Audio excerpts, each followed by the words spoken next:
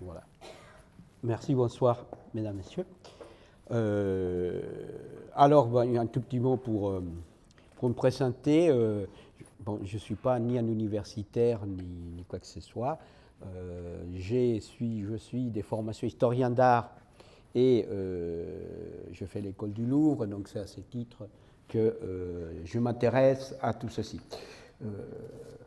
C'est pour ça que souvent je dis, je ne fais pas des conférences, je fais des causeries. C'est un terme un petit peu désuet, mais c'est pour indiquer que je n'ai pas la prétention de vous faire un cours magistral. Alors, on va commencer à parler donc un petit peu des Pieter Bruegel l'Ancien, mais avant d'attaquer d'une part les œuvres qu'on va regarder, et puis je vous en parlerai un tout petit peu, on va situer un petit peu la période. Donc, Pieter Bruegel est né dans une période, alors nous sommes au XVIe siècle, l'Europe, dans les concepts actuels, n'existait pas. Il faut vraiment se dire que nous sommes dans un autre monde. Il y a un certain nombre de royaumes et d'empires puissants. Nous avons l'Espagne, qui est la rivale de la France. Nous avons le roi d'Espagne, qui était Charles Quint. Charles Quint, qui était empereur germanique du Saint-Empire romain germanique, qui était quand même quelque chose d'assez étendu. Il y avait la France, il y avait la Suède. La Suède était une puissance maritime et militaire très, très, très forte. Donc, tous ces gens-là essayaient d'avoir le leadership. Donc, Pieter Bruegel, pour vous situer un tout petit peu, on sait peu des choses de lui. On sait peu des choses de lui. On ne connaît même pas le mois et l'année exacte de sa naissance. Les peu qu'on connaît vient des registres des guildes, puisqu'à l'époque, les peintres s'étaient assimilés à des artisans. On ne parlait pas d'artiste, on parlait d'un peintre, un sculpteur, c'était un artisan, donc ils étaient dans des guildes spécifiques. Et ce qu'on sait de lui, c'est à partir des registres de la guilde de Saint-Luc d'Anvers, dans lesquels on parlait, on dit que, bon, il était mort dans la fleur de l'âge, donc entre 35 et 45 ans, et il avait été admis comme maître vers les 21 et 25. Donc à partir de la date de sa mort, 1569, par décompte, on arrive à peu près à dire qu'il est né aux alentours de 1525. Qu'est-ce que c'est que l'Europe en ce moment-là? L'Europe, alors, Pieter Bruegel est né, a vécu et il est mort dans une période trouble, dans une période de guerre, dans des périodes de famine, de peste, etc. Et vous allez voir que ça a une incidence sur sa peinture. Quelques dates, en 1520, le pape Léon X condamne les propositions de Martin Luther et le met en demeure de se rétracter sous 2 mois, sous peine d'excommunication pour hérésie.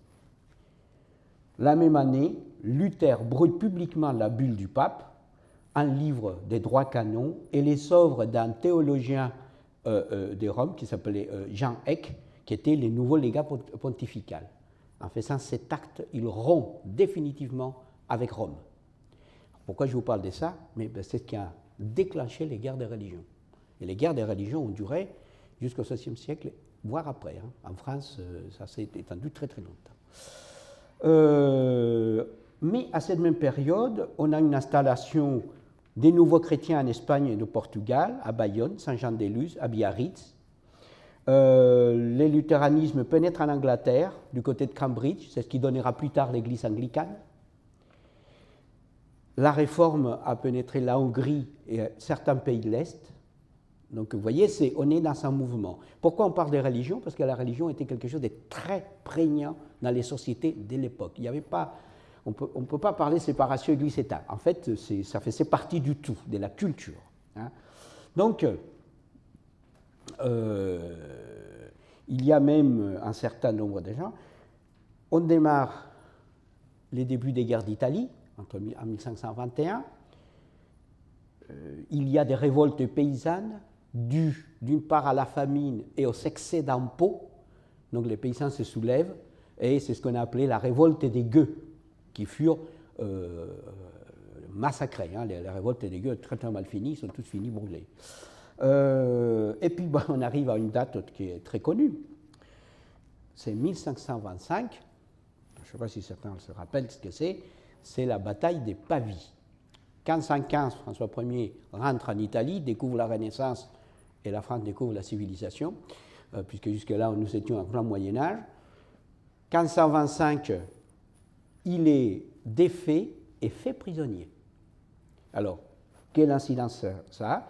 Eh bien, pour pouvoir les libérer, il a fallu qu'il signe un traité, les traités de Madrid, et il l'oblige à renoncer définitivement aux prétentions françaises sur l'Italie, à donner des places fortes en Picardie à l'Empire et restituer la Franche-Comté au Salzbourg. La France perd la Franche-Comté. Ce qui est quand même pas rien, puisque ça amputait quand même, la Franche-Comté de l'époque était plus vaste, il y avait un tout petit bout de le Bourgogne qui faisait partie. Donc vous voyez, on est dans ces contextes-là. La France se trouve donc sans chef. La réforme continue, l'Espagne devient le bras armé du pape en Europe, puisque les royaumes italiens n'avaient pas suffisamment de quoi le faire, et on a donc les églises protestantes qui s'installent dans certains coins, et vous le verrez, ça va jouer sur les tableaux après, et nous avons aussi des interdictions. Donc en Espagne, on interdit les livres protestants, et dans la même occasion, on interdit la pratique de l'islam. N'oublions pas, 1495-12, en Espagne, il y a eu la découverte du Nouveau Monde, l'expulsion des Juifs et des Arabes d'Espagne après la victoire sur les Arabes. Cette même année, 1525, la France s'allie avec qui? Avec les Ottomans. Vous voyez, à l'époque, les jeux d'alliance n'avaient strictement rien à voir avec ce qu'on peut dire aujourd'hui. Et en 1527, Rome, la ville papale, elle est saccagée par les troupes impériales de Charles Quint, qui n'étaient pas du tout d'accord pour certains arbitrages. Ils sont allés jusqu'à Rome, ils sont incendiés. Le sac de Rome a duré un an. Imaginez-vous. La population de Rome était de 55 000 habitants au moment de l'arrivée des troupes de Charles Quint, et c'était plus que 12 000 quand ils sont partis. Ils avaient massacré tout le monde. Pour une raison simple, c'est que les soldats, à l'époque, ce n'était pas le service militaire, c'était des gens qui se payaient sur les gens. Et donc Charles Quint leur dit, payez-vous. Payez-vous. Il y avait 35 000 soldats impériaux, donc ils se sont payés sur la bête. Donc voilà les contextes dans lesquels naît et vit Pietre Bruegel l'Ancien. Aux Amériques, c'est la conquête du Mexique. L'Espagne, qui était la puissance maritime, à cette époque, l'Angleterre, elle ne valait rien du côté maritime, c'était l'Espagne. L'Espagne conquiert le Mexique, il tue le dernier empereur aztèque, Cuauhtémoc. Cuauhtémoc, ça veut dire l'aigle qui tombe. C'est curieux comme raccourci.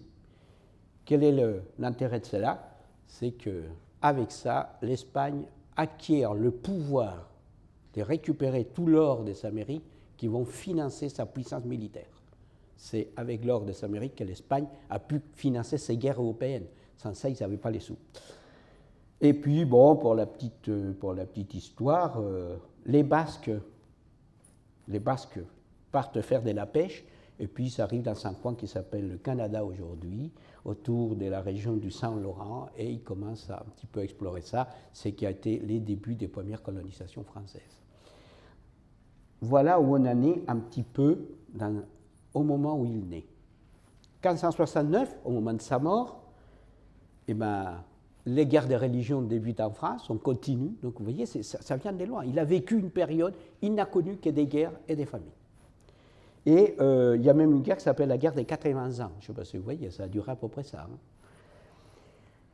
Mais de côté positif, 1565, introduction de la pomme de terre en Espagne, grâce à quoi plus tard notre ami Parmentier nous a agréé d'un plat. Et les Vénitiens Daniel Barbaro met au point une chambre noire munie d'un diaphragme d'une lentille. Et oui, ce n'est pas Nicéphore Niepce qui a inventé la photographie. C'est un Vénitien en 1568. Et puis pour certains d'entre vous, et moi, un monsieur qui s'appelait Jean Nicot envoie de Lisbonne à Paris du tabac pour les faire goûter à la cour de France. Donc c'est comme ça qu'on a les jolis petits paquets où c'est marqué interdit de fumer aujourd'hui. Bien, notre ami Bruegel, où est-ce qu'il se situe dans tout cela? Je vais essayer de vous montrer un petit peu un certain nombre de choses. Hop. Alors ça, je n'en ai plus besoin. Ça non plus.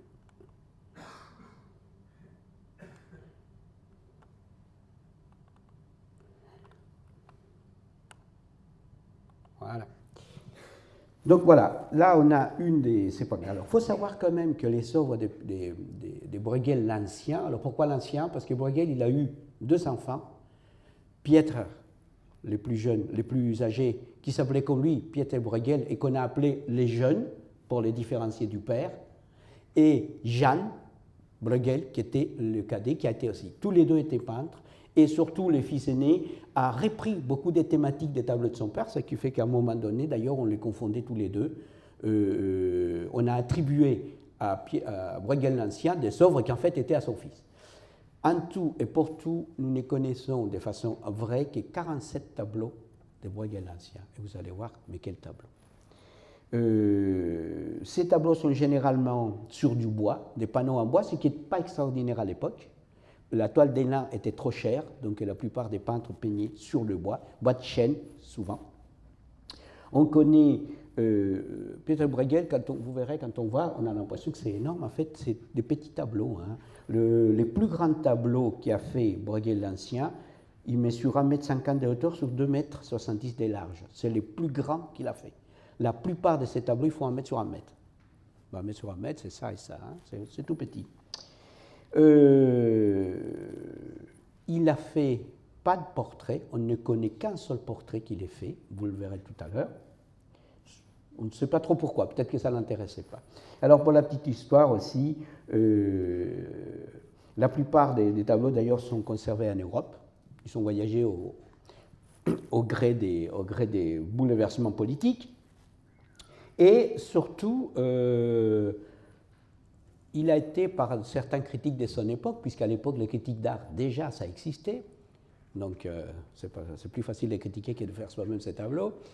Et il y en a certains qui avaient affublé Bruegel de peintre, en gros, peintre des ploucs. C'est un type qui peint des paysans. Enfin, un paysan dans la société de l'époque n'était rien. Donc, des critiques qui venaient de la bourgeoisie, de la noblesse, ils ne comprenaient pas qu'un artiste s'intéresse à des gens de rien. Ils disaient, donc c'est le peintre des gueux, quoi, le peintre des ploucs. C'est pas. Il n'empêche qu'il vendait quand même, y compris à l'empereur Charles Quint, qui lui en a pris. Hein, donc, ce premier tableau, alors je vous montrerai les tableaux qui sont avec certitude attribués parce qu'ils sont signés. Hein, alors, celui-là, c'est un paysage avec des bateaux et une ville en feu. Alors, bon, c'est un petit peu... bon, là, vous voyez, hein, on voit des flammes ici. C'est une des rares, il n'en a pas que 2, batailles navales. Il n'a pas peint des batailles navales. Donc, on a celui-ci. Puis, voilà, on arrive à des choses déjà plus plaisantes. Donc, celui-ci, elle s'appelle Les Christ et les apôtres au lac des Tibériades. Donc nous avons les lacs ici, bon c'est pas vraiment un lac, mais enfin, et vous avez le personnage du Christ qui est là, les apôtres sont par là. Il y a quelque chose qu'on va voir petit à petit, c'est que contrairement aux usages de l'époque où les personnages bibliques étaient toujours mis en avant, Bruegel les noie dans la foule. Ils sont au milieu du peuple. Il ne les met pas en valeur de façon différenciée. Donc là, vous voyez, hop. Alors celui-ci, c'est l'Adoration des mages, qui date de 1556. Alors, il n'est pas signé, ce qui fait que les experts se querellent comme des chiffonniers pour dire si c'est lui ou c'est pas lui. Bon. Donc vous connaissez, pour certains ils connaissent, hein, donc on a ici, voilà, avec l'adoration des bergers, et tous ces peuples qui sont autour, vous voyez. Alors ce qui est intéressant, c'est qu'il y a plein des petites scénettes, hein, il y a des petites choses comme ça qui se passent. Là, les gens ils vivent leur vie, en fait. Hein. Ils sont en train de vivre leur vie, ils font ce qu'ils veulent.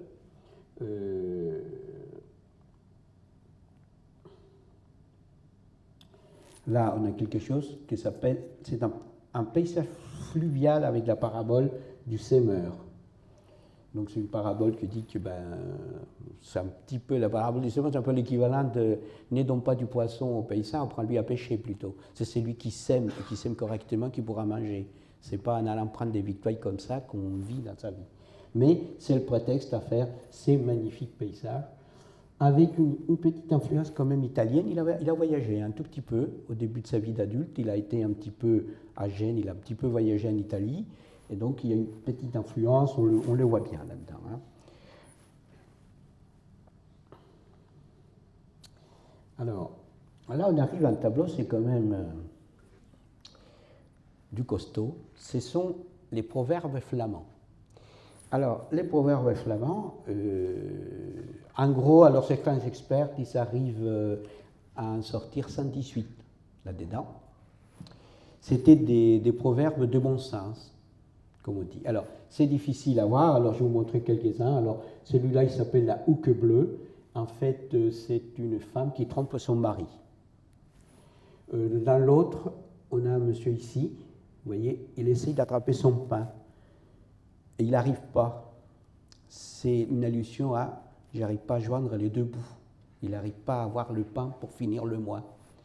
Il y en a une autre, celui-là, c'est un proverbe flamand qui dit « il s'entête à taper un mur ». Ah oui, essayez de défendre un mur. Hein. Il y a des têtus comme ça dans la vie. Voilà. Je vous fais la traduction en français parce que je suis incapable de prononcer un seul mot en flamand. Hein. Vous m'excuserez. Nous en avons, bon. Puis à côté de ça, vous voyez, les gens qui font des petites tâches, voilà, tout ce petit monde, là aussi. Donc il y a chaque petite scène représente en fait un proverbe de l'époque. Donc 118 quand même. Hein. Pourquoi il le représente? Parce qu'en fin de compte, il veut démontrer qu'il y a une certaine sagesse. Il y a une certaine sagesse dans le peuple qui émet ces proverbes. Hein. Alors, petite parenthèse, il faut que vous sachiez que ces tableaux, les peuples ne les ont jamais vus.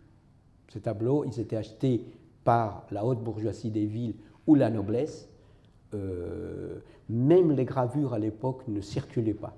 Donc c'est ça qui est extraordinaire, c'est qu'il a réussi par des sujets qui n'étaient pas forcément des sujets royaux, il ne montrait pas les élites, mais c'était les élites qui achetaient ces tableaux. C'est un petit peu le paradoxe.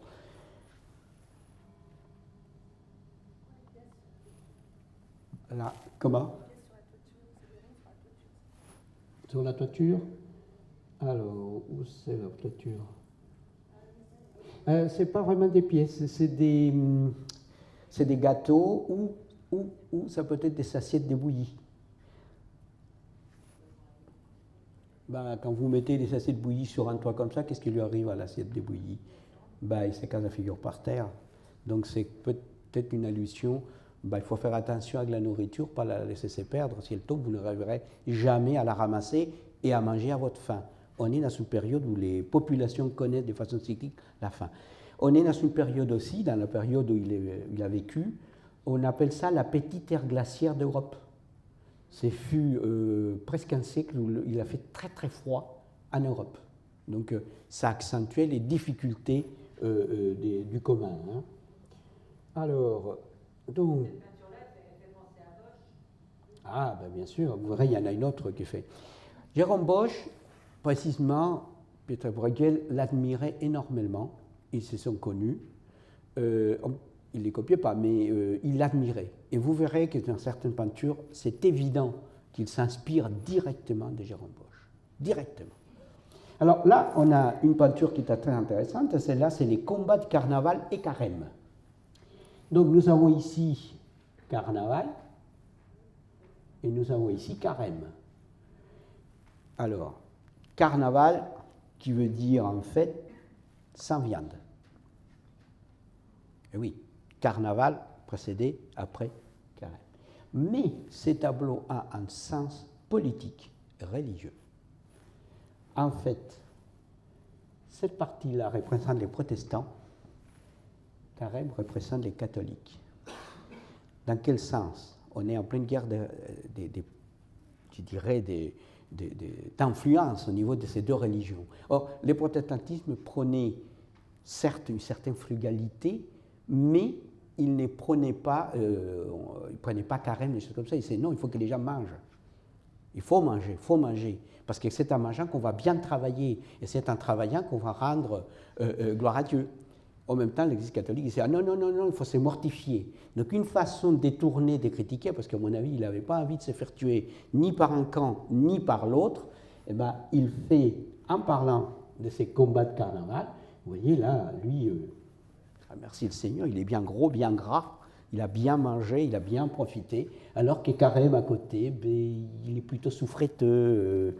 Or, demander à des gens de jeûner à une période où il y a la famine, ben, c'était quand même du rail.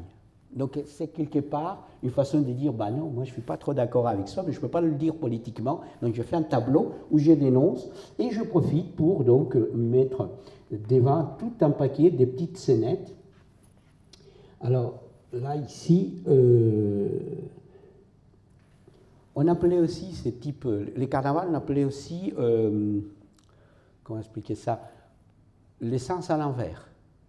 C'est-à-dire, ben oui, les gens sérieux se travestissent et ils deviennent rigolos, les gens rigolos peuvent devenir sérieux. Carnaval est une période dans laquelle les sens sont travestis. Et l'une, vous voyez ce petit personnage ici, ce qu'il porte, c'est un flambeau en plein jour.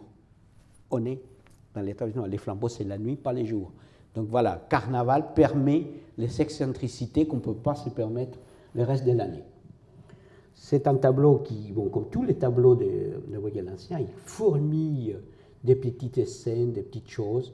Bon, on a ici, c'est une auberge, hein, avec la petite couronne de l'auberge. Et là, notre ami qui chevauche un tonneau. Voilà. Pourquoi on sait que c'est celui de Bruegel? Parce que dans les tableaux, dans son coin à droite, vous avez sa signature, avec ce monsieur qui joue au dé et qui a une gaufre. C'est Carnaval, on mange, hein, par rapport à Carême. Là toujours, hein, ça c'est une vue de la baie de Naples.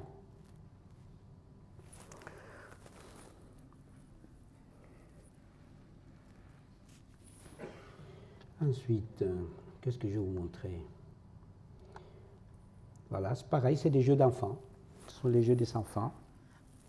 C'est pas mal, je trouve que c'est un joli tableau. Ça s'appelle comme ça, les jeux des enfants.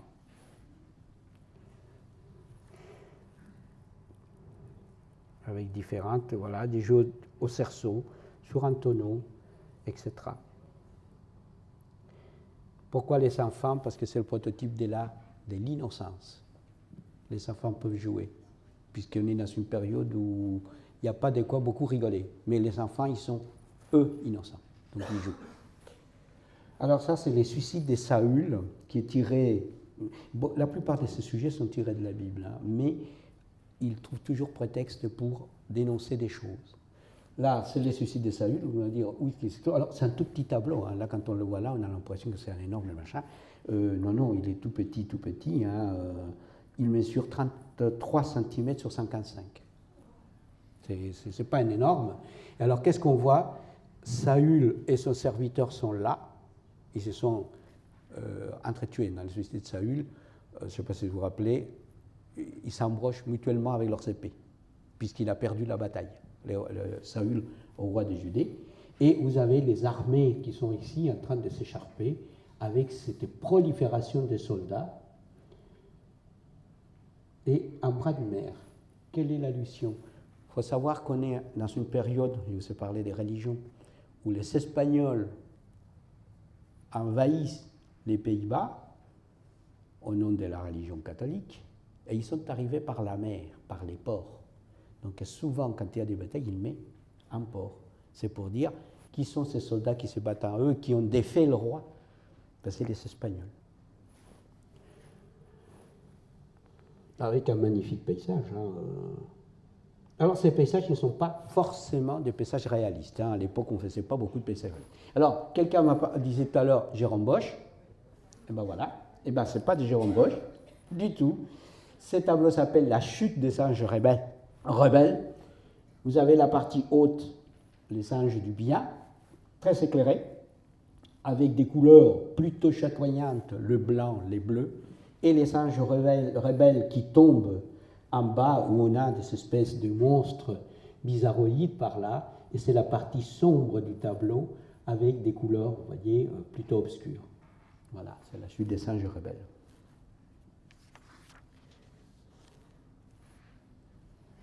Alors, une fois de plus, hein, la filiation par rapport à Jérôme Bosch, pour ceux qui connaissent, elle est évidente quand on voit c'est quasi mal les mêmes. Bruegel considérait Jérôme Bosch comme son maître. Hein, il considérait qu'il lui devait énormément à cause de ça. Donc voilà, on peut passer, sincèrement, on peut passer des heures à regarder.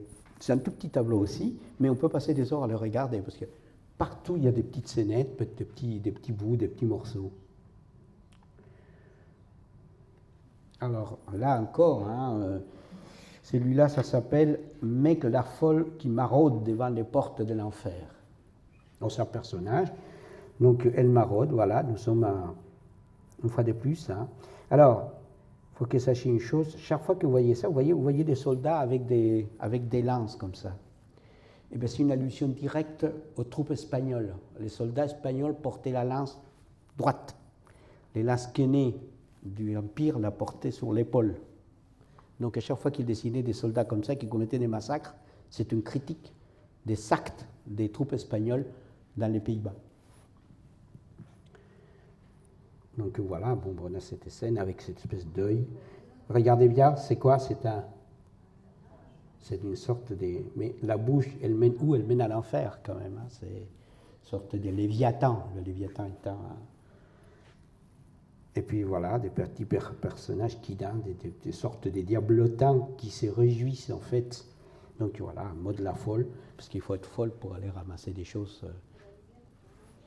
Ah bah oui, là, on a une lumière. Alors, vous avez ce qu'on appelle en histoire de l'art les lignes directrices d'un tableau. La ligne directrice de ce tableau, elle est là. Hein. Vous en avez une là. Tout nous amène à regarder, y compris la lumière qui vient de là, à regarder qui? Le personnage central.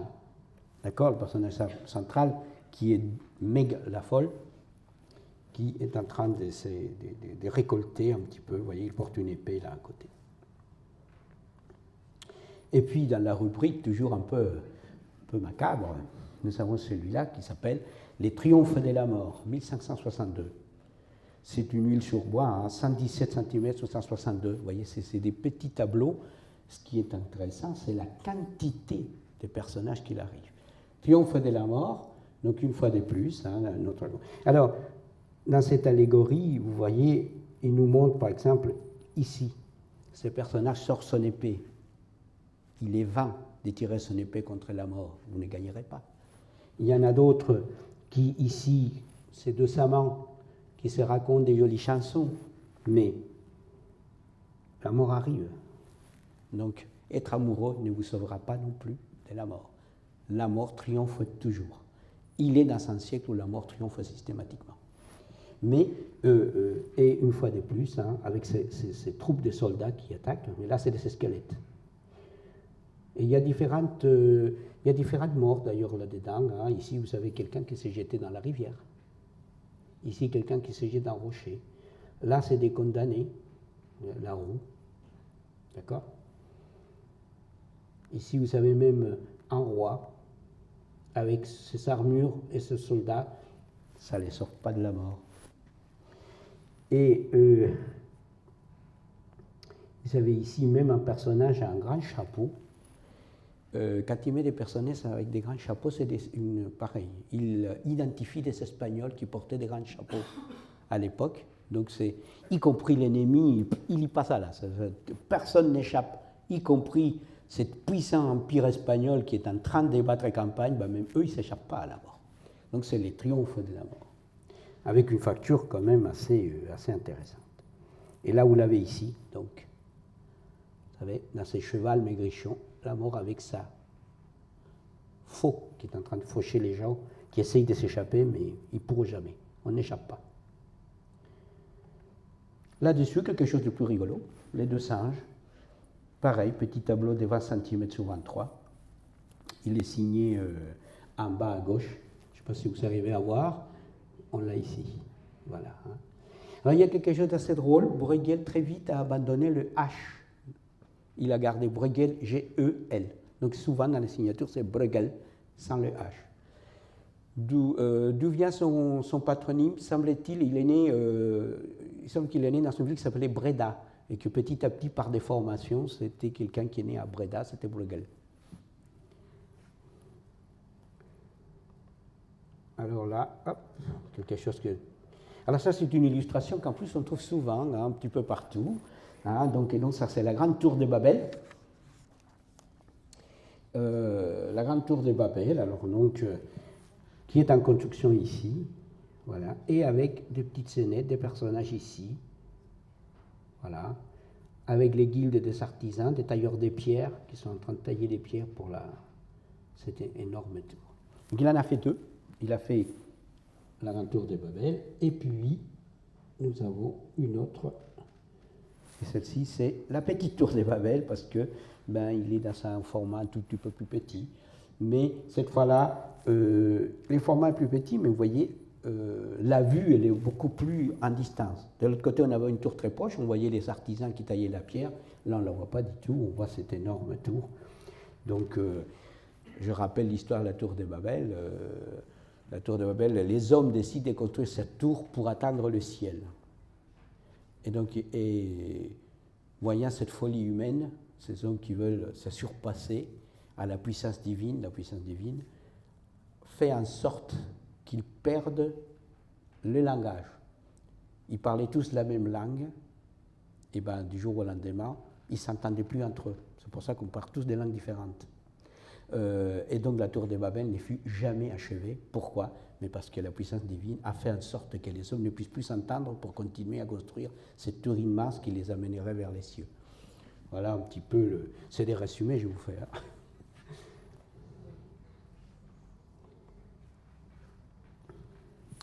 Encore un. Ce tableau s'appelle La fuite en Égypte, 1563. Pareil. Il est signé en bas et à droite, on ne le voit pas bien, c'est assez sombre. Il est signé ici. Il y a un massif, on le voit très mal, où on arrive à deviner bien sa signature. La fuite en Égypte, donc voilà, Marie sur l'âne, Joseph qui tire, avec cet énorme paysage qui, bien entendu, n'a rien à voir avec ce qu'on peut trouver comme paysage en Égypte. De toute façon, Bruegel n'avait jamais mis les pieds là-bas, donc beaucoup des tableaux de cette époque, les peintres imaginaient à partir des écritures ce qui pouvait être l'Égypte. Ils ne connaissaient pas trop. Avec ce magnifique ciel. Là, on a encore... Ça, c'est l'adoration des mages.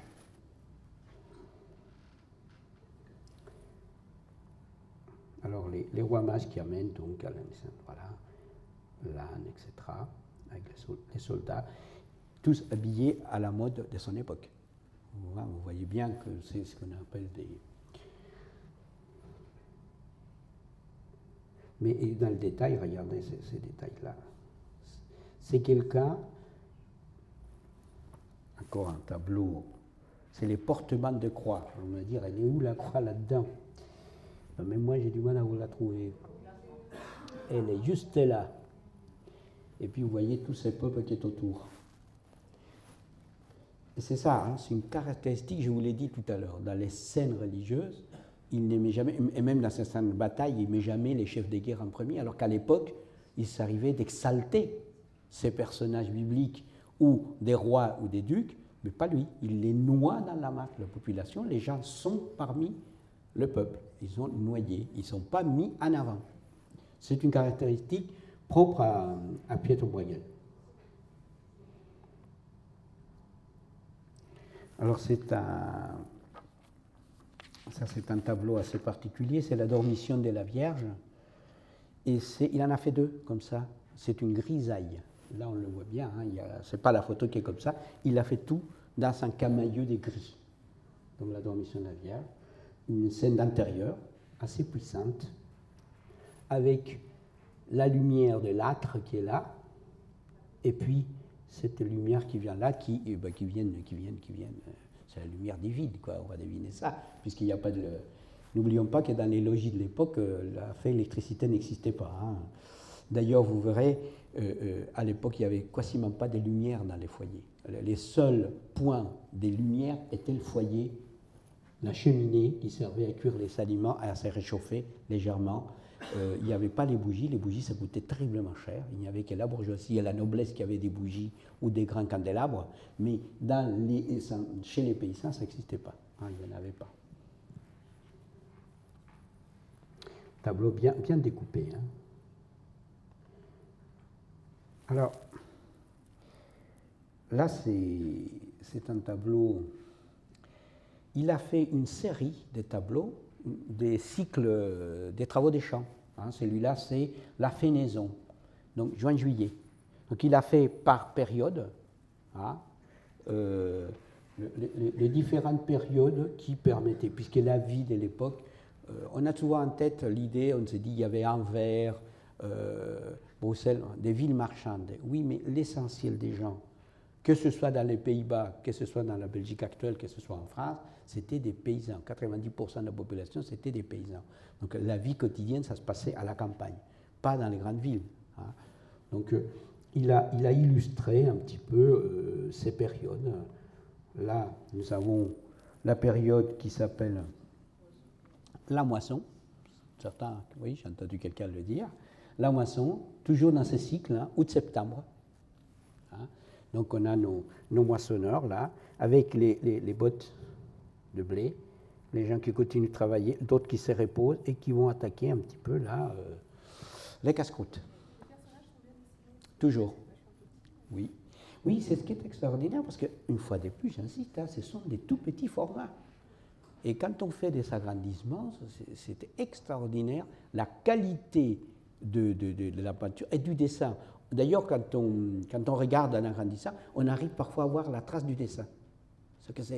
Ce qui rajoute en fait à la finesse qu'il peut y avoir dans les personnages. Avec ses chapeaux pour se protéger du soleil. On est toujours dans ce cycle, ça c'est la rentrée des troupeaux. Cycle de saison octobre-novembre. Octobre-novembre. Et regardez bien, donc nos paysans rentrent les troupeaux pour l'hiver et tout est dans les couleurs automnales, y compris les vêtements. Il n'y a pas de vêtements clairs. Tout à l'heure dans la moissonneuse, il y avait des chemises blanches, des couleurs claires. Il fait c'est chaud. Il commence à faire plutôt froid. On approche de la saison la plus dure qui existait à l'époque en Europe, qui était l'hiver. C'était la saison mortelle. Ceux qui n'avaient pas suffisamment de quoi manger, ils mouraient. Hein. Celui-là, vous le connaissez.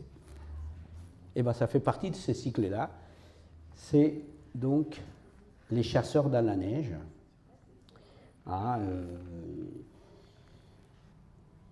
Alors, avec, une fois de plus, des petites scènes, donc une auberge ici, nos chasseurs qui rentrent, là il y a un petit feu, et vous avez ici des scènes, bon, des patineurs, voilà, des gens qui jouent.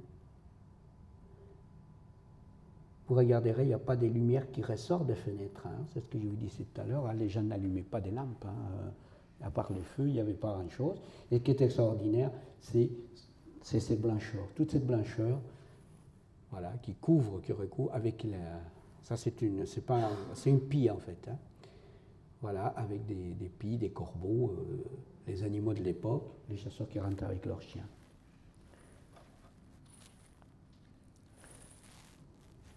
Et puis,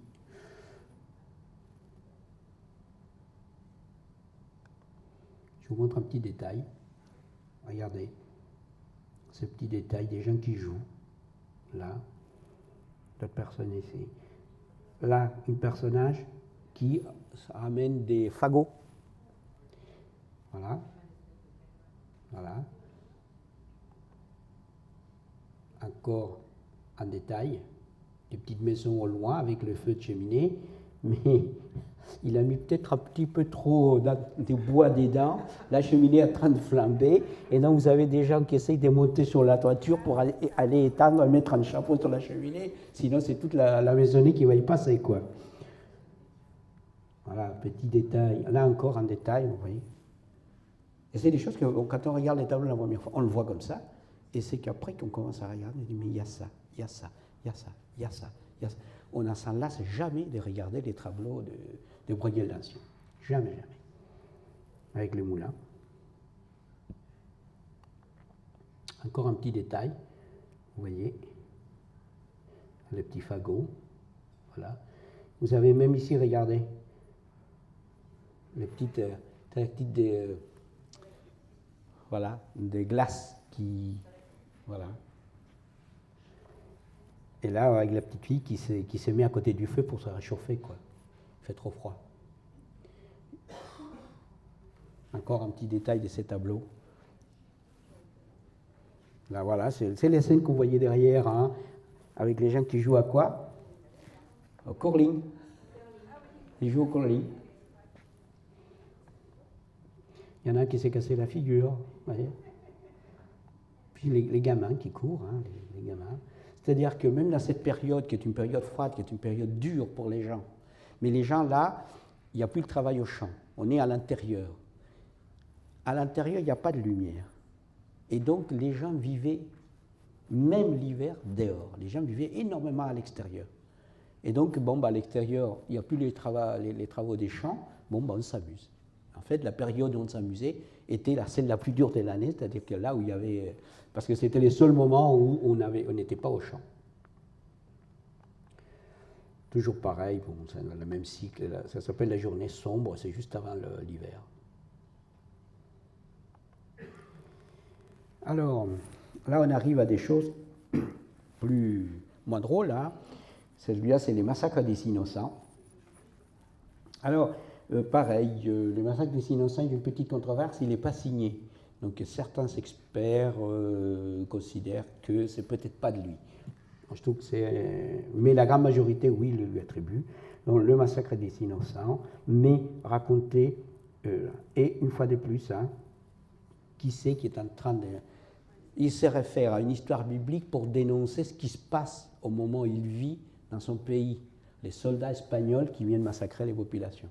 Parce que les ducs d'Albe qui commandaient les troupes espagnoles, il a laissé jusqu'à aujourd'hui dans les souvenirs des populations des Pays-Bas, un très mauvais souvenir. Hein, il avait commission de mater le protestantisme et les révoltes paysannes, et il rentrait dans les villages et il massacrait tout le monde. Et le duc d'Albe, vous verrez, souvent il est représenté comme un habillé noir, parce qu'effectivement il s'habillait de noir, donc c'est le cavalier noir qui arrive avec ses troupes pour massacrer les populations qui, elles, en plein hiver, ben, ils sont sans défense. Vous voyez, il y en a un qui implore ici, mais bon, ben, ça ne donne rien. Donc ce qui est extraordinaire, c'est qu'en même temps, ces tableaux, ben, ils sont achetés, parce qu'il y a même certains qui appartenaient à des nobles espagnols. La dualité. C'est-à-dire qu'il dénonçait ce qui s'est passé, mais il achetait quand même les tableaux. Pourquoi? Parce qu'au fond, ces tableaux, personne n'allait les voir. Il n'y avait que l'acheteur qui le voyait. Hein. Voilà encore une scène de... Alors celui-là, c'est un paysage d'hiver avec des patineurs et une trappe à oiseaux. La trappe à oiseaux, c'est celle-ci.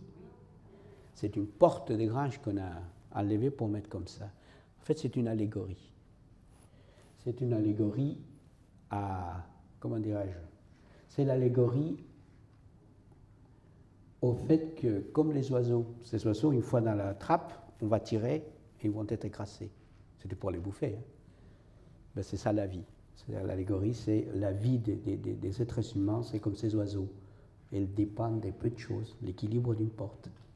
Donc c'est la fragilité de la vie qui est dans l'explication de ces tableaux.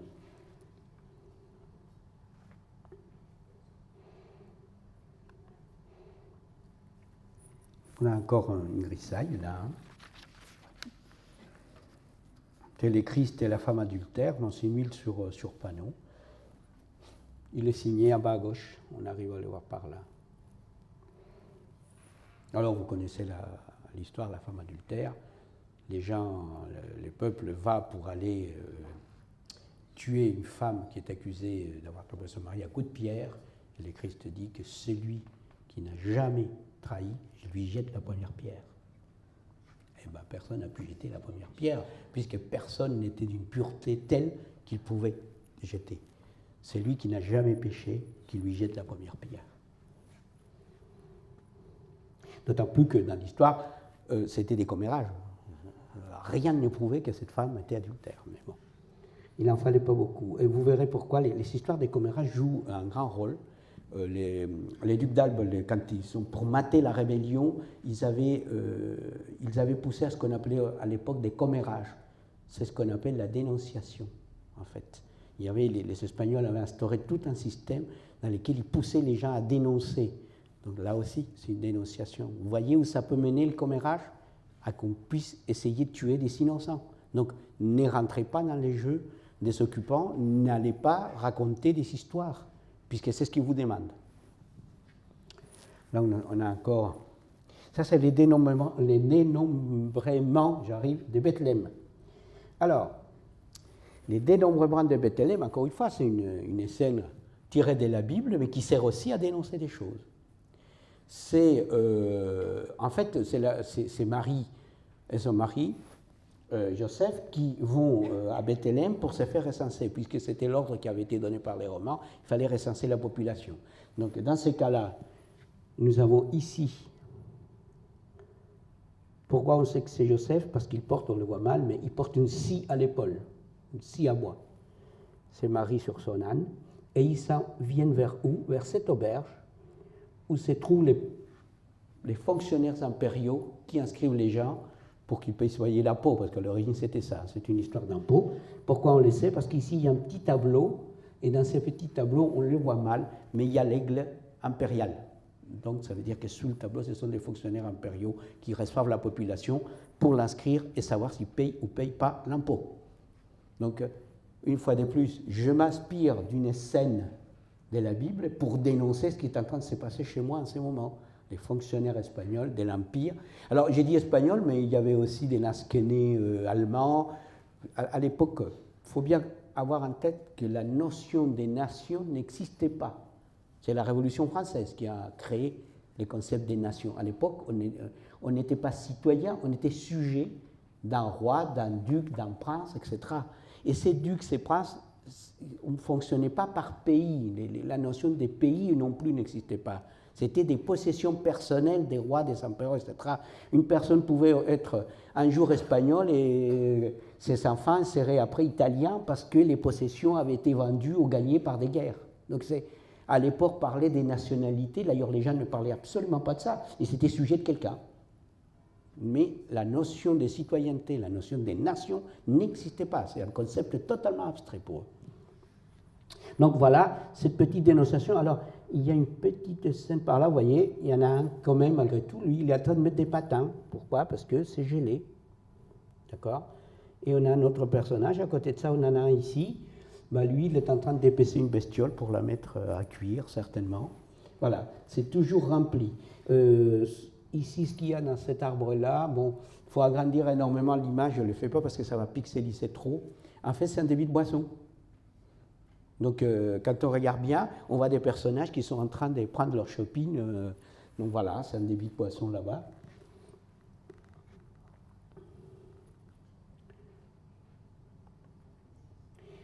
Alors, celui-là, pareil, c'est la prédication de Saint Jean-Baptiste. Donc, Saint Jean-Baptiste qui est là. Le Christ est ici. Le reste de l'assemblée est totalement habillé comme à son époque.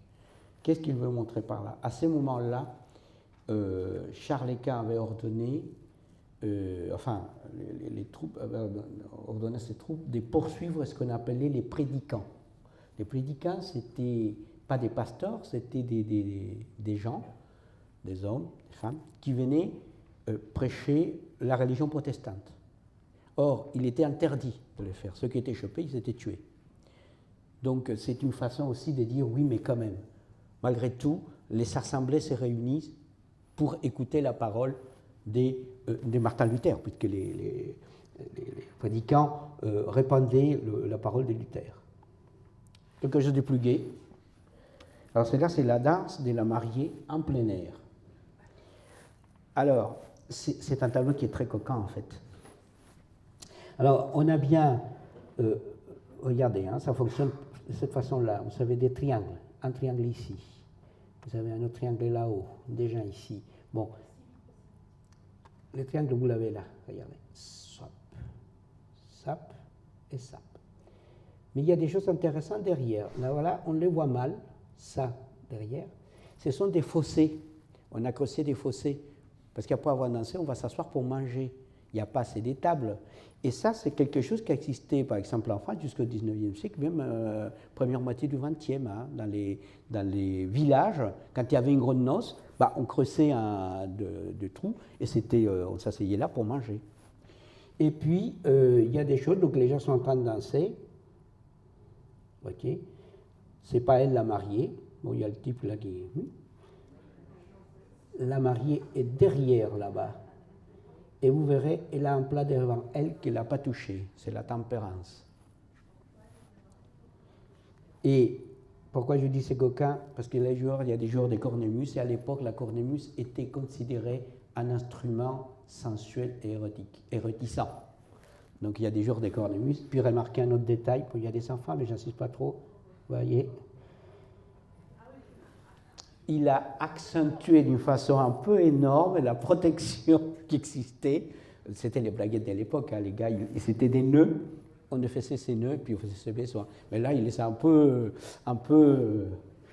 hein.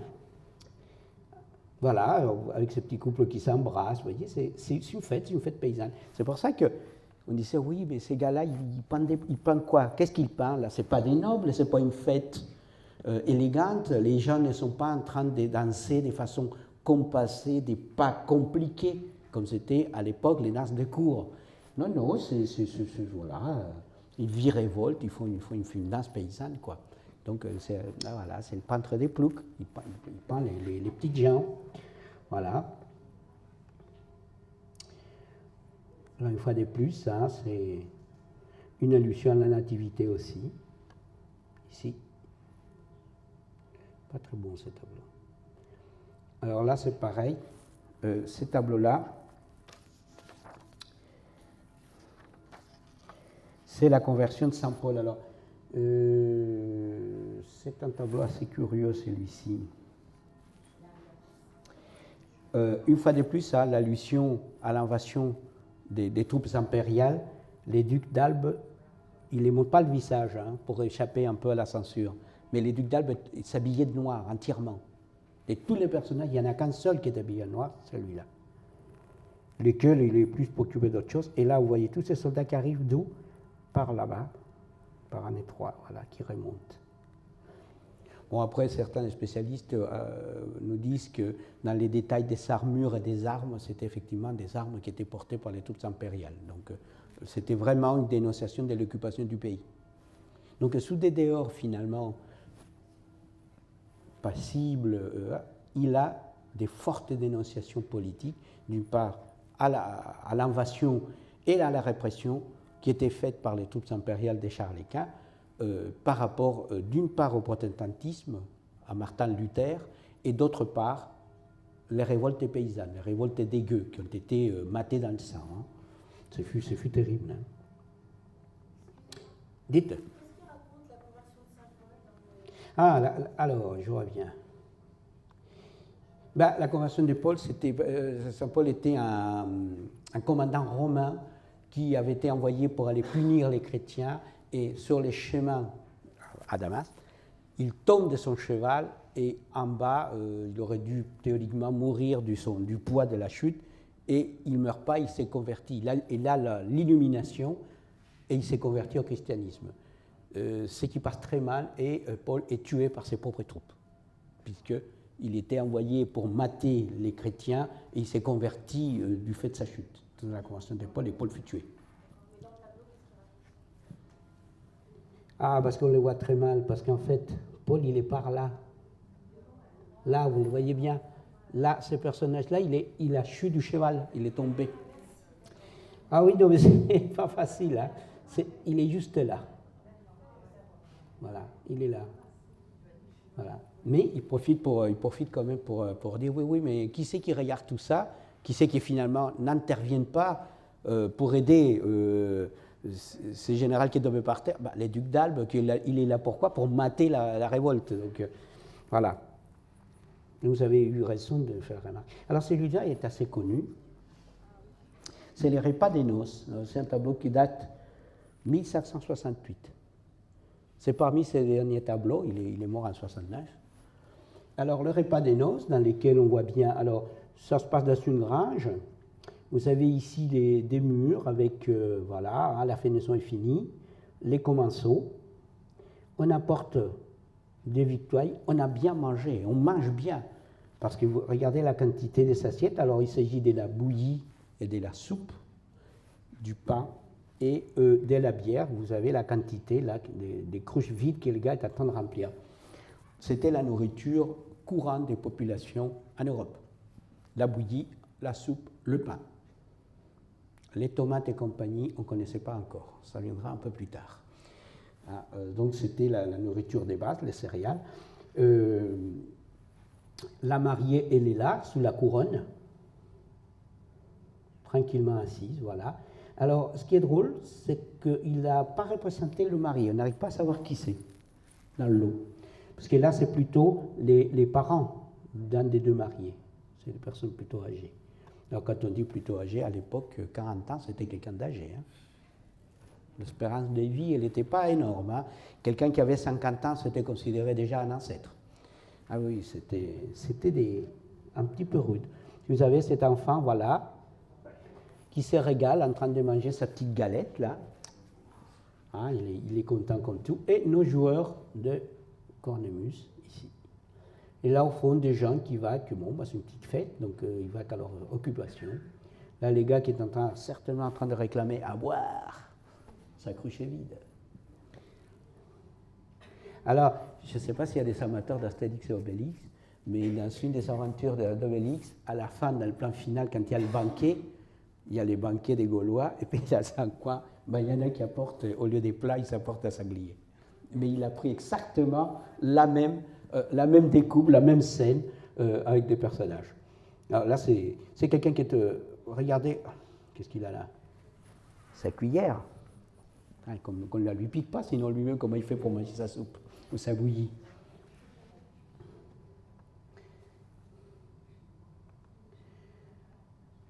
Là, c'est encore une petite danse, c'est une danse des paysans, même année. Voilà, une danse. Là, la peinture est un tout petit peu plus léchée, hein? Un tout petit peu plus. Voilà. Avec les deux personnages qui dansent là, on mange bien. Voilà, on est en train de manger. Pourquoi paysanne? Parce que les habits qui portaient les gens, ce n'est pas les habits des cours, c'est vraiment les habits des paysans de l'époque. Hein. Comment? Non, non, parce que les nobles en général, à l'époque, ce qu'ils commandaient, c'était des portraits. Or, lui, il n'en a pas fait, il n'en a fait qu'un ou deux. Et où ils commandaient des tableaux de bataille où ils s'étaient eux-mêmes glorifiés. Or, on a vu que dans tous ces tableaux, lui, il dénonce plutôt ce qui se passe. Il dénonce la guerre, il dénonce les batailles, il dénonce la répression. Donc, à mon avis, les nobles n'avaient pas trop envie peut-être de lui commander des peurs d'être mal représentés. Alors ça, c'est un tableau très connu. Pays de Cocagne. Alors, les pays de Cocagne, il date de 67, celui-là, huile sur bois. Je vous l'ai dit tout à l'heure en introduction, tous les tableaux, la grande majorité, sont sur des panneaux de bois de chêne. Alors, pays de Cocagne, bien sûr, avec, donc on a ici, donc là on a un petit soldat qui attend que ça tombe, quoi, que la bouillie ou la galette puisse tomber pour manger. Et puis les pays de Cocagne, vous voyez, il suffit de se reposer, ça tombe. On est dans des périodes où les gens connaissent quand même les famines. Donc les pays de Cocagne, ça fait rêver, ça fait... Hein, vous voyez, notre type là, il attend là que la cruche, hop, lui déverse les vents tout seul. Et là, vous voyez, pays de Cocagne, les oies, elles arrivent toutes prêtes. Elles sont déjà rôties, elles arrivent prêtes à te manger. Et notre petit cochon, qu'est-ce qu'il a là à côté? Il a carrément des couteaux, il est prêt à être découpé, il amène lui-même des couteaux. Voilà, pays de Cocagne. Et puis regardez, ces détails assez rigolos. Un petit œuf avec les deux pattes, et la cuillère. Et bien, petit clin d'œil à des tableaux de Jérôme Bosch. Bosch a fait certains tableaux où on voit des œufs comme ça, des œufs qui marchent. Voilà, mais c'est très rigolo, voilà, l'œuf qui est là, prêt à être mangé, quoi. Pays de cocagne. Dans les pays de cocagne, et là, vous avez une rivière, les pays de cocagne, hein, les rivières sont à miel et du lait et du miel. Enfin bon, c'est un pays merveilleux. Et pour des gens qui, à l'époque, s'ils avaient du mal à casser la croûte, bah, rêver au pays de cocagne, c'était parfait. Bah, je vais vous montrer le seul portrait qu'on connaisse qu'il ait fait. C'est une tête de paysanne. Ce portrait qu'on a, ce n'est pas celui d'un noble, c'est d'une paysanne de son époque, une contemporaine. Ça, c'est un tableau qui... Alors, la plupart de ces tableaux, je vous dis, se trouvent en Europe, hein, se trouvent en Allemagne, à Berlin, à Munich. D'autres se trouvent... énormément de ces tableaux se trouvent en Autriche, pour la raison simple que quand les provinces unies, les Pays-Bas, sont devenus indépendants, les troupes impériales, les nobles impériaux ont quitté le pays en amenant avec eux leurs tableaux. Et ils les ont amenés où? Là où il y avait leur palais, à Vienne. Donc la plupart des collections de Vienne ont ces tableaux. Très beau tableau, un portrait qui est quand même d'une grande vérité. Il n'essaye pas de rendre belle cette femme. Il la peint comme elle est, comme il la voit. C'est quand même un portrait d'un énorme vérisme à une époque où certains des autres peintres, quand ils peignaient un noble, ils embellissaient. Ils avaient tendance à les rendre plus jolis de ce qu'ils étaient. Ce n'est pas son cas. Et dans ce portrait, c'est vraiment, il n'essaye pas d'embellir la personne. D'ailleurs, il a une mauvaise dentition, il lui manque quelques dents. Mais un magnifique traitement, y compris ces tissus qui est un tissu simple, du lin. Parce que des cotonnades, il n'y en avait pas des masses à l'époque, c'était surtout du lin. Là, on a un autre tableau. Alors celui-là, c'est un tableau très curieux, ça s'appelle « Les paysans et les voleurs de nid ». C'est lié aussi au proverbe. Hein. Il y a un proverbe flamand qui dit « il y a celui qui sait et celui qui fait ». Lui, il sait. Le nid, il est là-haut. Oui, le nid, il est là-haut, mais celui qui fait, c'est celui-là qui est en train de voler le nid. Donc savoir n'est pas suffisant, il faut faire. Savoir, c'est gentil, mais en plus, il sait, mais il est tellement... moi, je sais ce qu'il va faire, qu'il est en train de se casser la figure. Ici, il y a un ruisseau. Il ne regarde pas devant lui. Donc il sait, oui, il sait peut-être, mais bon. Hein, il ne suffit pas de savoir, il faut aussi regarder où on va. Voilà, c'est vraiment une allégorie. Hein. Alors ça, celui-là aussi, il est assez connu. Ce tableau-là, c'est le misanthrope. Alors, un misanthrope, c'est une personne qui n'aime pas beaucoup, c'est semblable. Un misanthrope est quelqu'un qui n'aime pas trop les autres. Mais qu'est-ce qu'il arrive à mon misanthrope? Il y a un petit malin qui est en train de le détrousser, il est en train de lui piquer sa bourse. À force de ne pas aimer les gens, il ne faut pas s'étonner qu'on vous détrousse. Et alors, il y a quelque chose d'assez curieux, souvent dans les personnages qu'il met qui sont en train de voler, de faire des... il les met dans une sorte de bulle en verre. C'est assez curieux. Je n'ai pas réussi à savoir la signification. Il est dans d'autres tableaux, on les voit, il y a une espèce de petites bulles en verre. Et oui, voilà, avec un petit crucifix. Puis là derrière, vous avez un pâtre, hein, quelqu'un qui a ses moutons. On pense qu'il illustre aussi un petit peu. Bon, il était assez intéressé par la philosophie des stoïciens. Les stoïciens disaient il faut garder un peu sa place. Il faut respecter les lois de la nature, il faut respecter parfois les lois tout court. Il ne faut pas essayer de tout changer alors. Donc lui, il s'occupe de ses moutons, il ne s'occupe pas d'autre chose. Hein. Il s'occupe que de ses affaires. Donc lui, il profite. Mon misanthrope ne s'occupe que de lui-même, puisqu'un misanthrope ne se préoccupe pas des autres, et l'autre, il profite derrière. Alors celui-là est un tableau, ça s'appelle Les mendiants.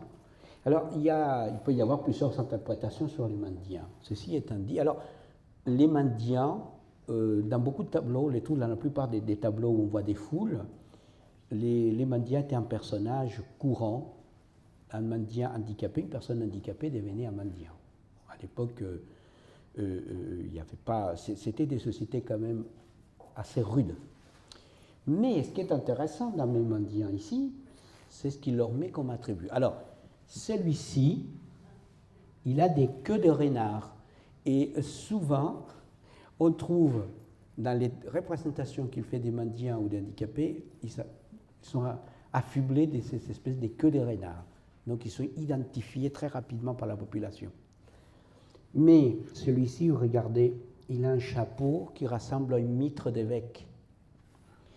Celui-là, il a une toque comme celle qui portaient les bourgeois. Celui-ci, il a un chapeau comme celui d'un paysan. Celui-là, il a un chapeau qui ressemble au casque des militaires quand ils levaient les hommes. Et l'autre, il porte quoi? Une couronne de roi.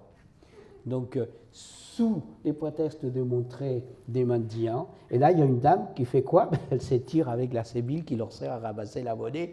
Il leur a piqué la monnaie, elle s'en va. Donc voilà, bon, encore une fois, signé en bas à gauche, ici, une fois de plus, une certaine critique de sa société. La critique, c'est quoi? Ils sont tous les mêmes, ils sont tous pareils. Les rois, les militaires, les clergés, les bourgeois et même les paysans. Ils sont tous handicapés de la vie, ils sont tous pas bien. Un handicapé à l'époque était perçu comme quelqu'un de pas bien. Donc, il apostrophe de cette façon-là sa société. Encore un tableau à forte charge, la parabole des aveugles.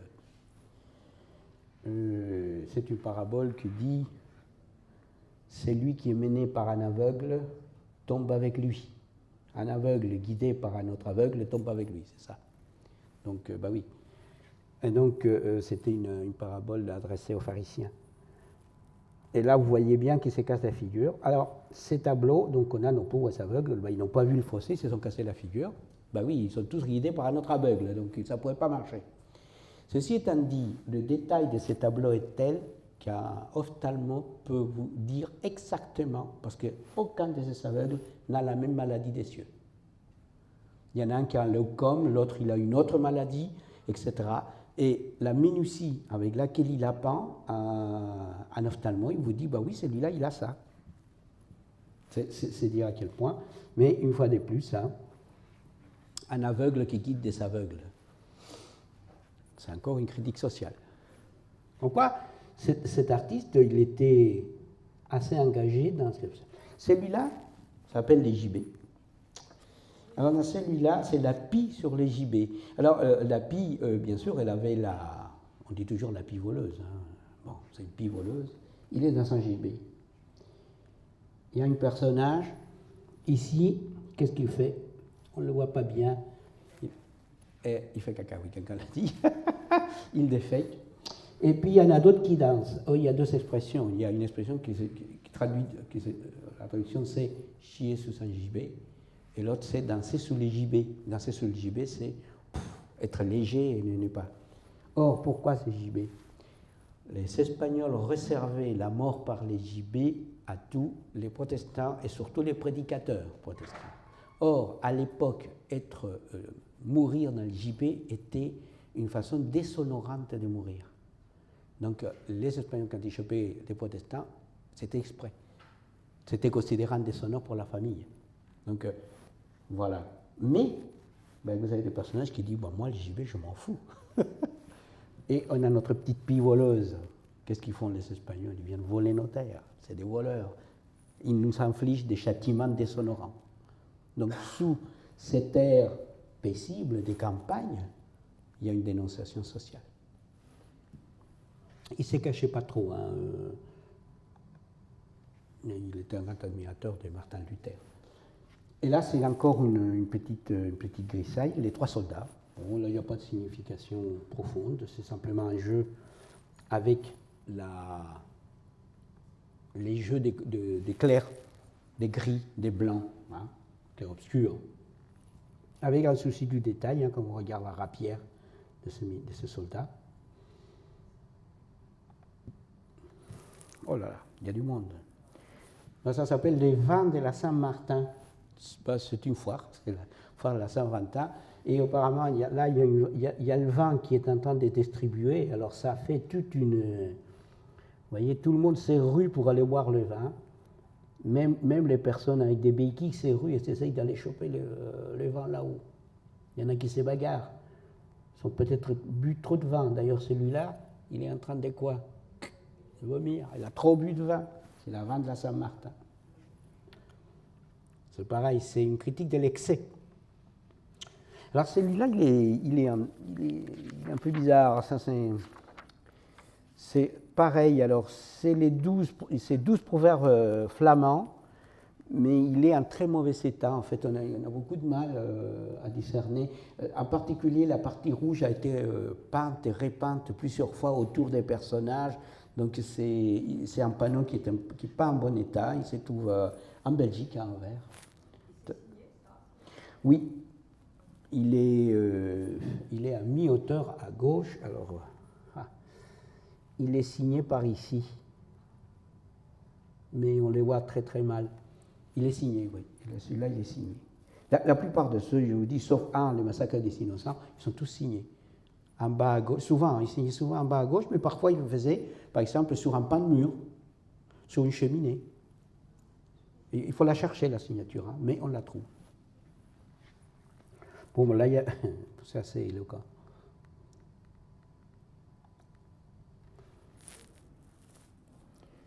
C'est une... là, il a voulu montrer les sacs de Rome. Donc, pour bien montrer ça, il montre Rome, Château Saint-Ange, où les papes s'étaient réfugiés.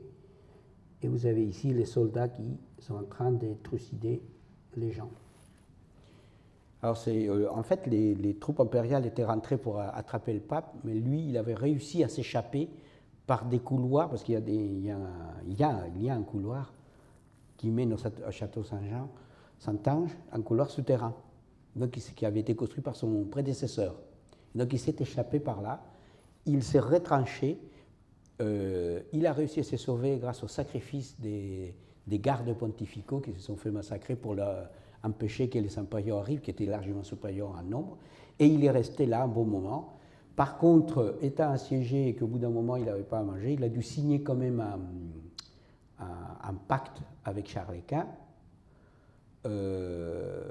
Mais ce qui s'est passé, c'est que les troupes impériales, donc ils sont saccagés Rome pendant un an, mais personne ne s'est occupé de ramasser les morts. Et donc il y a eu les choléra, la peste qui sont tombés dessus. Les 3/4 des troupes impériales sont mortes, sont décédées de ces maladies, et ils ont dû se retirer. Donc le pape a eu la vie sauve grâce à la maladie, parce que sans ça, il passait à l'as, quoi. D'ailleurs, le chef même des troupes impériales est décédé des suites d'une maladie du choléra.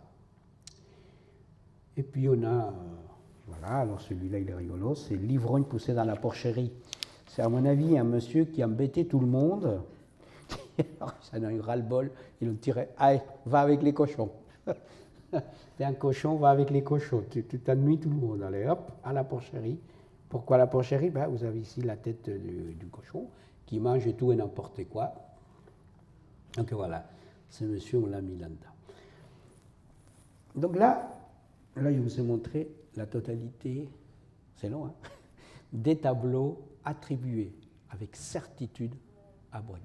Là, je vais vous montrer quelques-uns, pas beaucoup, des tableaux qui étaient attribués jusqu'il n'y a pas si longtemps, mais avec les nouvelles technologies d'analyse des tableaux, on a découvert que ce n'était pas lui.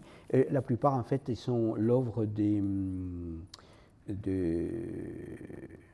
ses fils, d'un ou deux de ses fils, et d'autres de ce qu'on appelle des suiveurs, des artistes qui ont copié sa manière. Donc c'est amusant, vous en avez un, celui-là. Alors ça s'appelle l'extraction de la pierre de folie. Alors, à l'époque, on pensait qu'on pouvait guérir la folie, ce qu'on appelait la folie, les maladies mentales. on pensait que, alors ça venait aussi un peu de la médecine grecque d'autrefois, qu'il y avait une sorte d'objet dans la tête qui faisait que les gens perdaient la raison et que un bon chirurgien pouvait extraire la pierre de folie pour que la personne redevienne saine d'esprit. En fait, c'est une trépanation. Et il y en a eu, hein, ça se faisait. Et ça se faisait sans anesthésie, ça n'existait pas à l'époque. Donc les pauvres gars, ils les chopaient. Et là, c'est ce qui est en train de... Donc là, vous voyez, il y a notre chirurgien qui est en train d'extraire la pierre de folie. Mais là, il y en a un autre qui est en train de... Mais vu l'état des patients en général, on a quelques doutes concernant cette technologie de l'époque, puisque auparavant ça guérissait personne. Dans la réalité, beaucoup y passaient, les pauvres gars. Donc voilà.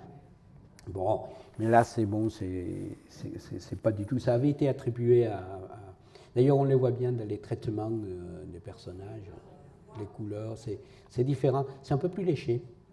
Alors, son fils, Pieter Bruegel le Jeune, il a repris certaines thématiques de son père, mais on le reconnaît tout de suite parce que c'est beaucoup plus doux, plus adouci, c'est moins brut au niveau du traitement. Et dans certaines scènes, il a gommé les morceaux qui étaient un peu trop critiques. Donc, on arrive à les savoir. Il y en a qui est pas mal, c'est celui-là.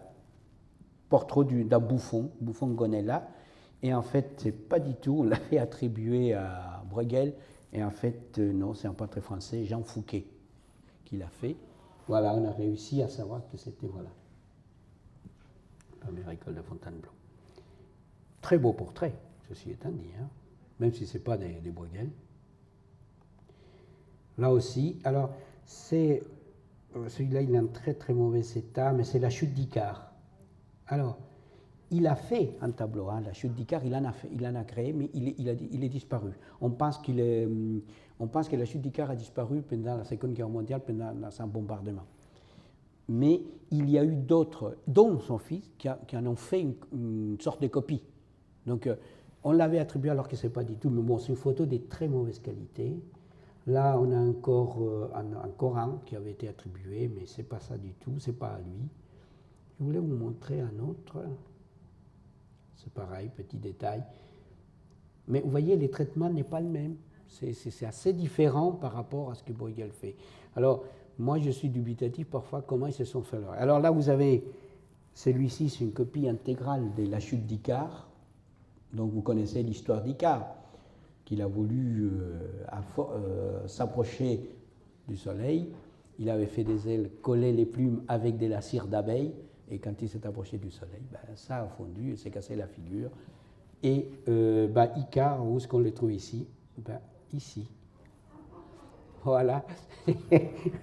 En fait, c'est la chute d'Icare. Non, il a chu déjà Icare. Il est dans la mer, le pauvre, en train de se noyer. Mais bon, quelque part, c'est, voilà, joli tableau, mais c'est pas de lui. C'est pas lui du tout, la chute d'Icare.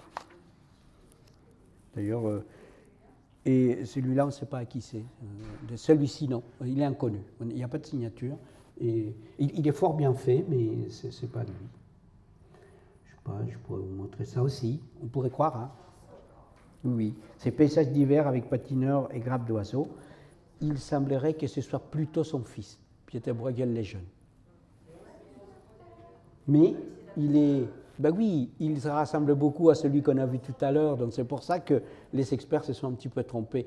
Il ne faut pas en vouloir, je dirais, aux historiens d'art, aux experts, ce n'est qu'au XXe siècle, surtout deuxième partie et de nos jours, que les techniques d'analyse non destructives des tableaux permettent de vraiment analyser les œuvres. Avant, on ne pouvait se fier qu'au style, à des choses comme ça. Donc, pour un peu que quelqu'un... D'ailleurs, on a eu ça sur plusieurs peintres du XVIe et XVIIe siècle. Il y a eu des erreurs d'attribution, mais je dirais que ce n'était pas volontaire. C'est-à-dire qu'on n'avait pas la technologie. Aujourd'hui, on n'a même plus besoin parfois de gratter un tableau pour connaître la composition de la peinture, hein. On a des analyses non destructives. Mais enfin, il est fort joli. Alors, c'est certainement son fils, hein, Pieter. Là, c'est encore une tempête. Bon, il n'est pas extraordinaire. Là, moi, je ne sais pas pourquoi ils l'ont attribué, parce que je ne la trouve pas... voilà. pareil, vous voyez. Bon. Mais celui-là, c'est une copie de l'original. Celui-là aussi a été attribué. Je ne sais pas pourquoi d'ailleurs. Parce que bon, il n'est pas vraiment. C'est Saint-Jacques les majeurs et les magiciens hermogènes.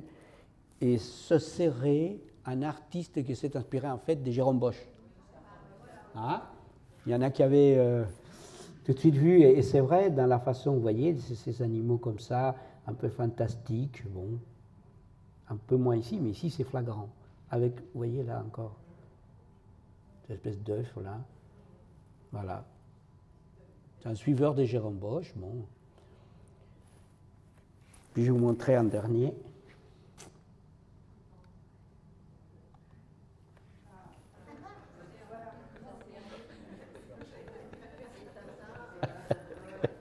Alors, c'est l'œuvre d'un dessinateur belge flamand, du pays flamand, dont j'ai vu son album au Festival de la bande dessinée d'Angoulême qui a eu lieu cette année. Et c'est quelqu'un qui a fait un petit album. Il reprend tous les tableaux célèbres, y compris l'origine du monde, etc. Mais il les détourne un peu comme ça. Et j'ai trouvé que c'était très drôle de trouver celui-ci par rapport au fait qu'en plus l'affiche d'aujourd'hui, c'était les retours des chasseurs. Donc, vous savez, ici, les petits Pères Noël. Ici, vous avez les gars qu'est-ce qu'il amène, mon chasseur? Ben, c'est un paquet de McDo. Vous avez un gars là, regardez, ben, il faisait du patinage, ben, il est tombé dans la glace. Il y a plein de petites choses. Regardez là, c'est un yeti qui est en train de faire pipi. Et ici, voilà, vous voyez, ils ne sont pas en train de se chauffer, ils sont en train de brûler une sorcière. Alors bon, moi j'avais trouvé ça un petit peu amusant de finir la conférence par ces gros clins d'œil faits par ces dessinateurs flamands. Alors là, les chasseurs, vous avez vu ce qu'ils traînent derrière lui. Il a chassé un pingouin. Bon voilà, bon, il a vu plein de... Je trouvais que c'était... Ouais. Et là, ici, dans les maisons traditionnelles, qu'est-ce qu'il nous met? Il nous met un igloo. Voilà, bon. Voilà, ça c'est l'affiche. Bon, ben voilà, j'espère que je ne vous ai pas trop ennuyé avec toutes ces affaires. Mais je crois que vraiment, hein, Peter Bruegel est quelqu'un de très intéressant, dans le sens où, sous prétexte des sujets qui peuvent paraître banals, simplistes, en fait, il y a une vraie réflexion philosophique, il y a des dénonciations, mais il y a beaucoup de violences. Vous avez vu les triomphes de la mort, tout cela, mais c'est un homme qui a vécu à une époque où la violence faisait rage sur le continent européen. Et que malgré tout, c'était quelqu'un qui avait beaucoup d'humour. Hein, apparemment, il a un peu vaincu la peur en se moquant un peu du malheur et surtout des grands de ce monde. Lesquels grands lui ont acheté ces tableaux, puisque la plupart se trouvent maintenant au musée de Vienne, puisqu'ils avaient été achetés par des membres de la cour impériale. Ben voilà. Dites-moi. Merci à vous.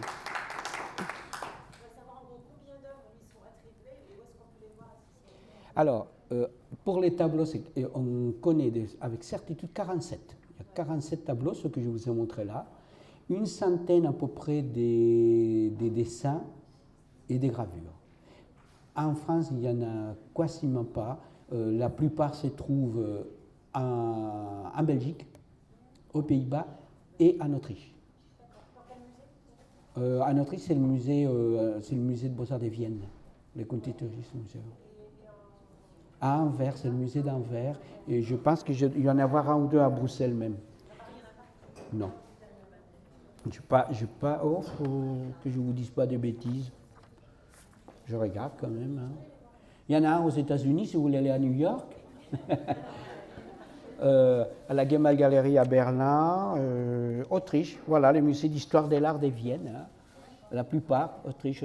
En Italie, à la galerie Doria Pamphili, aux Pays-Bas, Rotterdam, à Londres, au Royaume-Uni,